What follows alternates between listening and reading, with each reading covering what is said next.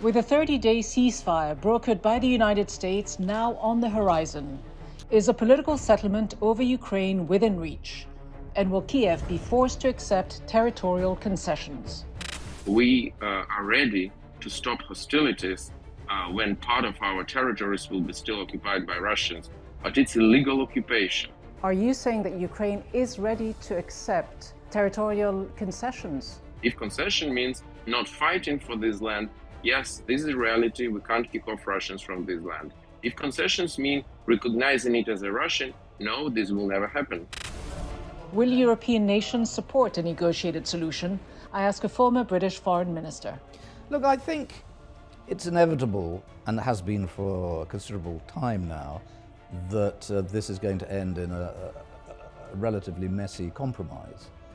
But it should not end with the imbalanced quasi-surrender of Ukraine without any pressure having been put on Russia. Hello and welcome to the program. I'm Rida Fakhri. Today we focus on the growing rift between the United States and Europe over Ukraine. Earlier this month, the US president announced a suspension of military aid to the Ukrainian government. Donald Trump insists he is looking to bring about a peace deal. European leaders have been scrambling to respond. The UK has proposed a European coalition to help defend Ukraine. But can Europe step up to fill the void left by Washington?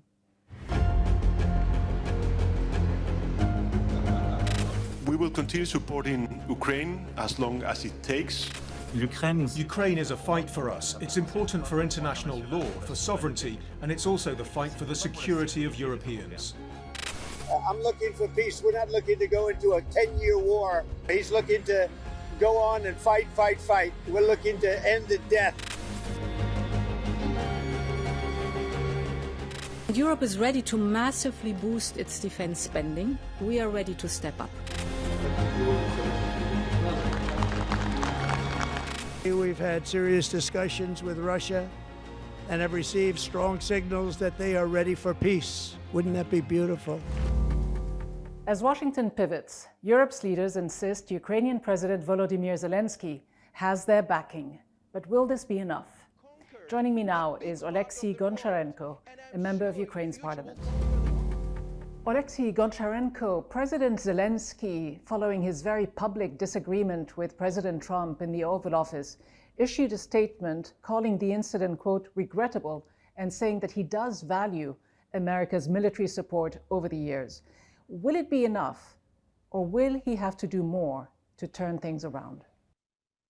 We will see this very soon when we'll understand his military support continues to arrive to Ukraine, what are relationships with President Trump, and so on and so on. So I hope it will be enough. We need to get out of these rubbles. We need to repair our relationships with the United States as our main military ally. When we're speaking about our relationships with the United States, a lot of to deliver their military support, sanctions against Russia, political support, and now the most important is peace negotiations. We really need peace, and we need it as soon as possible. But this should be not a surrender, but an honorable peace. Well, you say you need peace, but the American president said that Ukraine, Zelenskyy, wasn't ready for peace. Are you ready to negotiate with Russia? Definitely. But the problem is that probably we will not be taken to the table where negotiations will happen, at least at the beginning. So it's very important for us that our American allies will understand what is important for us. I think three things are crucial. First, territorial integrity. Yes, it looks like we will end this war with part of our territory still controlled by Russians. So our territorial integrity de facto is violated, but de jure, it should be secured. This is very important, meaning that will be non-recognition policy towards these illegally occupied territories. Second thing is our sovereignty, meaning that Ukraine makes its own choices about what army to have, what alliances to join, where to move. And three, security guarantees, probably more from Europeans, because President Trump is quite clear that he doesn't want the United States to be much involved in this. But that is also crucial, because in other case, we know that Putin will attack again. So these three things are red lines. Let me pick up on your third red line. You say you need security guarantees. The United States Vice President said the only security guarantee that Ukraine can have is signing off 50% of its rare earth minerals to the United States. Is that a price worth paying? First of Because all, you also there is mentioned sovereignty. Doesn't it undermine your sovereignty? Yeah, definitely. Let me answer your question. First is Vice President of the United States has one view. Here I have another view. I think we need another security guarantees, not only this deal with America about our natural resources. Speaking about this memorandum on natural resources, it's not that 50% will be owned by the United States. It's impossible.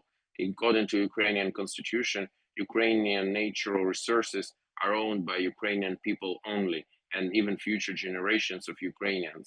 That's all. There is no other option. But money from licenses for using and producing of these natural resources can go to fund which will be owned 50-50 Ukraine with the United States. Today, we almost don't produce any rare earths. If American investors will come and invest money and start to produce these minerals, fantastic.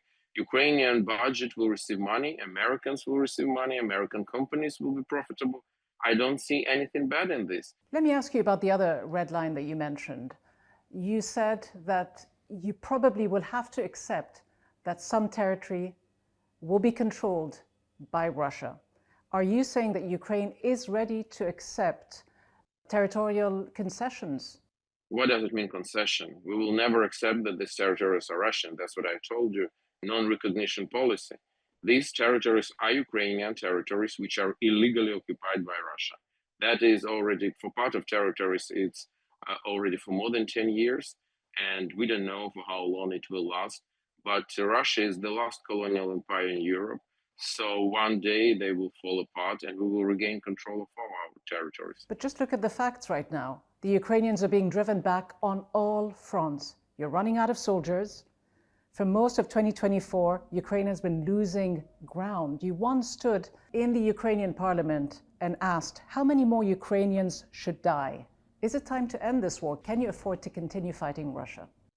We can afford, but what for? We need peace as soon as possible, because what you are saying about situation on the front lines is close to truth. It's not completely true, because, for example, last year, Ukraine, for the first time after the Second World War, occupied part of Russian territories, internationally recognized Russian territories in Kursk region. So we also have some military successes. But in any way, we need to have peace as soon as possible. If President Trump can help us in this, that would be absolutely great contribution from him for us. President Trump was very clear. He said that you will probably, most likely, have to concede territory and renounce on any ambition to join NATO. Is Ukraine willing to do any of those two things? We are ready to stop hostilities when part of our territories will be still occupied by Russians, but it's illegal occupation. And that is very important for us. We will never recognize these territories as Russian. So that means concessions. If concession means not fighting for this land, yes, this is reality. We can't kick off Russians from this land. If concessions mean recognizing it as a Russian, no, this will never happen. Does Ukraine still have the ambition to join NATO, even if it means that this war will continue indefinitely? Because as you know, this is a clear red line for Moscow. It is in our constitution that Ukraine wants to join NATO, but to want to join NATO and to join NATO, these are different things, because NATO countries should also decide to accept us. If NATO countries will say, we will not take Ukraine, we can't do anything with this. It's their sovereign choice to accept us in the alliance or not. And do you think NATO is ready to accept you? Because we know they've been saying it for years. For the moment, it's clear. For the moment, it's clear that NATO countries, there is no consensus about Ukraine joining NATO. It's clear. So is it easier for you to renounce the idea of joining NATO in order to achieve peace? Peace does not mean surrender. And this is a sovereign Ukrainian choice in what doors to knock. We can knock at doors of NATO. Will we be allowed in these doors? Depends from NATO. But we should have this right to knock at any doors we want to. That means sovereignty. And this is a red line. Do you feel betrayed by the United States? And do you feel misled by the Europeans who for years have been telling you that this war can be won militarily? We're not in the kindergarten. Is it a yes or a no? This is the answer. It's not something that you are betrayed, that you are angry or something like this. We need to survive. We need to go ahead. I'm sure the day will come and NATO countries will invite Ukraine. I'm sure the day will come and Ukraine will be a member of European Union, and quite quickly. I'm sure the day will come that we will regain control over our territories. I'm also sure about this. I don't know when it will happen, in 1 year, in 2, in 3, I don't know, but this will happen. Do you see Ukraine, as many people do, including the former Prime Minister Boris Johnson, as a pawn in a larger proxy war between the United States and Russia, between the United Kingdom and Russia? No, because we are fighting for our existence. What is the sense of this question to me? Just think about it. Russians came to kill us and to take our children to go and to kill next countries. That's all. We are fighting. This is existential fight. All you're saying about geopolitical chess and all this stuff, it's not up to us. It's not the question to Ukraine. We are fighting for our existence, period. Can you keep fighting for your existence without US military support? You will not have the interceptor missiles that the US has been providing you with. How will you be able to defend any cities and towns from Russian missiles? I heard it 3 years ago that Ukraine will fall in 2 days or 3 days or 2 weeks or 3 weeks. It did not happen, and it will not happen now. This is a very bad scenario to fight this war without American support. But if we will come to this scenario, and if we don't have any other choice, we will fight. And we will not lose this war. That I can tell you for sure. We are not Afghanistan. We are fighting for ourselves. There is no other boots on the ground in Ukraine except Ukrainian boots on the ground. So we are fighting. We showed to the whole world our courage. We showed to the whole world that our resilience and this level of this resilience. And I just want to tell you that Russia is not in so good position. In other case, why they would use donkeys? I'm not joking. They're already using donkeys in the front lines to make deliveries to their units, because Russia has lost a lot of techniques, people, and all of this. So this is the reality. This war is very exhausting. To recruit soldiers, Mr. Goncharenko, you are struggling to keep your soldiers fighting, to keep the morale high, to get the weapons that you need. How long can you expect European nations to keep funding this war? We have 1 million people who are fighting. Once again, 1 million people. Show me another country which is able to where people are ready to give 1 million people to fight. And we're doing this for 3 years. Today, for 3 years after full-scale invasion, and 8 years more before. And today, Ukraine has one of 3 strongest infantries in the world: Ukraine, Russia, and the United States. So please don't underestimate us. But if that's the case, why are you still struggling to regain control of some of these territories? We were attacked by the biggest country in the world, nuclear power, the country which claimed to have the second strongest army in the world. But you've also had the military support of every conceivable Western nation. Stopped. No, it's not. It's not true. We stopped Russians in 2022, almost having no support from any Western country. The first months of Russian invasion, we were fighting almost completely ourselves, both in terms of soldiers, which is happening now too, and also in terms of weapons. And today, Ukraine is also a very big producer of weapons. Once again, I heard it all of this 3 years ago. We were underestimated that time by Russians, and not only. Don't make this mistake. But today, do you have any other options than to negotiate a political settlement, given the Americans' shifting position on this? We need peace as soon as possible, but it should be peace, not surrender. And what is the difference between peace and surrender? I told you, this is the red lines, which I already mentioned. It seems like it's peace on your terms. It's not peace on our terms, unfortunately. Peace on our terms would be Russia kicked out completely from Ukraine, paying reparations. It doesn't look like it will happen this way. So it's not, unfortunately, peace on our terms, but it will not be peace on Russian terms too. Oleksiy Goncharenko, thank you so much for joining me. Thank you. The British Prime Minister, meanwhile, says he is doing everything he can to rebuild Ukraine-US relations. Keir Starmer is also proposing a 4-point plan which includes keeping the military aid to Ukraine flowing and increasing the economic pressure on Russia. We will go further to develop a coalition of the willing to defend a deal in Ukraine and to guarantee the peace. The UK is prepared to back this with boots on the ground and planes in the air. Joining me now is Sir Alan Duncan, a former UK foreign minister who served as Minister of State for Europe and the Americas. Sir Alan, the British Prime Minister is proposing boots on the ground and planes in the air. The United States has already mocked this plan, saying it's some random country that hasn't fought a war in 30, 40 years, trying to help Ukraine. How sound is this British plan and just how realistic is it? I think all this response to J.D. Vance's comments is trivializing this. I mean, I think that the idea of a peacekeeping force at the moment is running ahead of itself. It's far too early to say. I mean, the fact is, are you going to have NATO members on a dividing line with guns pointing at Russia? This is what we've been trying to avoid for the last 3 years. Normally, a peacekeeping piece is a United Nations force, and we haven't heard any mention of the United Nations because Donald Trump does not like the United Nations. So let's just tread gently here. Does the West, does the United Kingdom, does any European nation have a strategy with how to put an end to this war?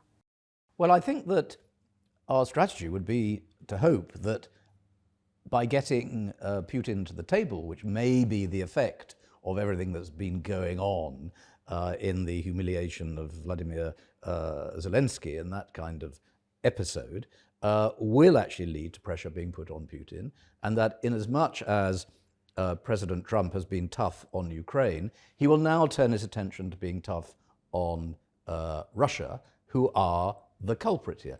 Regardless of who is the culprit, should some pressure also be brought to bear on Zelenskyy himself? Some people see him as being quite intransigent.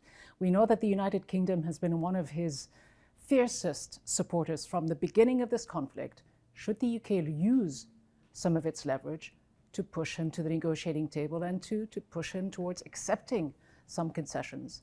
Look, I have no doubt that he's perfectly prepared to go to the table. He's not the one who's resisting it. We've heard nothing from Putin, and he's the one who has actually invaded Ukraine. Now look, if you're talking about sitting at a table and agreeing peace, anyone can create peace by making one side surrender. But why should it ever be right in this world that the victim is made to surrender when the aggressor gets the rewards? Is that right? What then would happen next? You say you believe that Zelenskyy is ready to go to the table and negotiate peace. I've no doubt about it. The question is the United Kingdom ready for that? Well, in one sense, it's nothing to do with us. I mean, we are not a party to the conflict, but we, as with all of NATO and all of Europe, have an interest in what now unfolds. And we think it would be very bad for the world more widely if Russia easily succeeds in having invaded Ukraine and being able to keep a lot of its territory. That would not be good for the world order. It's dangerous. But if that is the case, Sir Alan, why then did Starmer rush to deliver military aid and all kinds of assurances to Zelenskyy once the Americans made clear that their focus was going to be on delivering peace? And why did Boris Johnson, when he was Prime Minister in March of 2022, fly to Kyiv and reportedly demanded that Zelenskyy not sign a peace agreement that he was on the verge of signing with the Russians, an agreement that was brokered by the Turks? I don't know the facts of that at all. It's been widely reported. A lot of things are widely reported and may or may not be true. Boris Johnson was right to make a stand on the side of Ukraine. What happens now, of course, is mixed up in lots of other issues, such as President Trump maintaining his popularity within the United States by having a very ferocious domestic agenda, some of it built on the opinions he holds about the rest of the world. Some of it built, and this is a large part of it, on wanting the European countries to spend more on their own defense and not rely so much on America. That is reasonable, and that is what Sir Keir Starmer was doing when he said we should increase our defence expenditure, and so should the rest of NATO. Why is it so important for the United Kingdom to see the Ukrainians continue to fight Russia? No one's saying that. What we're saying, though, is that if there is some kind of peace agreement, Russia's gains should not be such that they appear to have won. That's a very different thing. If neutrality would end the war today, should Ukraine be free to accept neutrality without any interferences from outside? It depends what you mean by neutrality. I mean, none of these terms have even begun to be discussed. The idea of not joining NATO. That is a possibility. I don't think that joining NATO is absolutely essential, but some kind of security guarantee and some kind of credible peace which puts Russia under clear obligations to uphold that peace and not violate an agreement is essential. Do you accept what some argue, that it is Western nations that have been pushing over the years, former Soviet republics and nations like Ukraine, to join NATO as a way of weakening Russia? No. I think the most they do is get them to join NATO in order to protect themselves against Russia. That is a very different thing. But let's be honest, will they ever join NATO? Is NATO ready to take in Ukraine? Well, I think NATO is now in a state of flux, and we have to accept that President Trump has put a very big question mark over the future shape and role of NATO. This is going to exercise a lot of thought for some time to come. What is the end game? What does victory look like? Look, I think it's inevitable, and has been for a considerable time now, that this is going to end in a relatively messy compromise.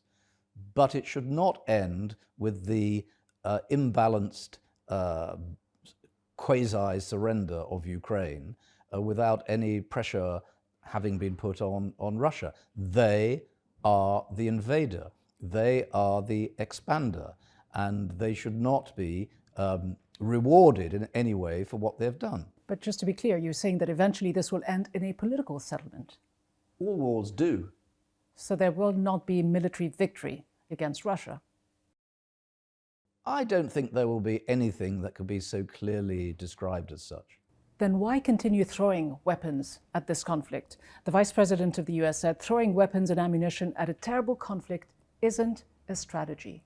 Why continue to do it if ultimately this is going to end in a political settlement? Because defending one's existence as a country is a strategy. But meantime, hundreds of thousands are dying. We know that entire cities and towns are being destroyed.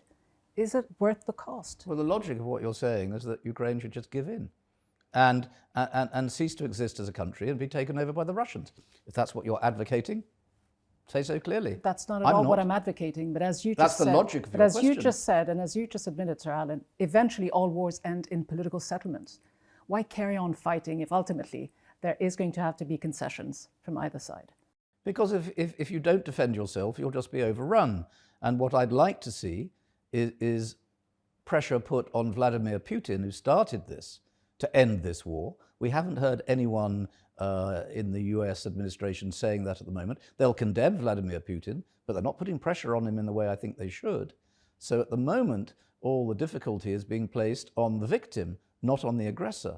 I don't think that's right. There's also perhaps a more cynical way of looking at this. Some would argue that wars are lucrative for arms manufacturers, including in this country. Massive arms manufacturers like BAE Systems. These are companies that have seen their share prices skyrocket since the beginning of the war. In fact, in February 2022, BAE Systems' share price was around £600. 3 years on, today, it's over £1,400. Clearly, there is some, shall we say, financial benefit from keeping wars going. Would you accept that?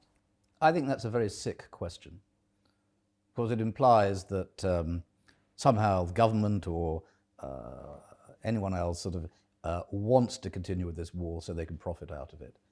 I accept that, you know, if you're firing missiles at a country, you have to make more missiles. But that doesn't mean that that's what people want to see and that that's why they secretly want to continue with the conflict. I don't accept that. Where does Trump's recent shift on Ukraine leave the United Kingdom and other European nations?